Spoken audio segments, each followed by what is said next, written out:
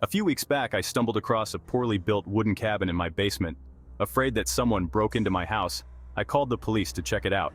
They found nothing, inside or out, and it stayed there since. One night I woke up to the sound of giggling and running footsteps in my hallway. I sat up and stared at the doorway, waiting for someone to appear.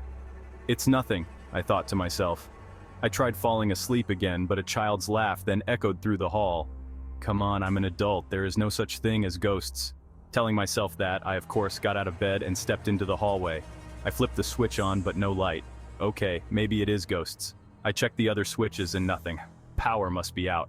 I grabbed my flashlight from the kitchen drawer and went downstairs into the basement for candles. It was pitch black. Even my flashlight, which lit the entire house, reduced to a simple circle. I stopped halfway down as my light shined over the crooked cabin in my basement. I fucking forgot about that thing. I bravely searched the basement for candles as my hands quivered in absolute fear. They must be on the other side of the wooden house. It's okay, it's fine, the police checked it out. I reinforced my doors and windows. I got security cameras. I started walking back upstairs but got over myself and returned to the cabin. I pushed the door open and had to duck to fit inside. Tilted halls, tightly cramped, nails sticking through the walls. I found it quite difficult to navigate through the cabin without injuring myself. Who would build and live in a place like this? I couldn't seem to reach the end. My basement isn't this big. The cabin didn't look that big.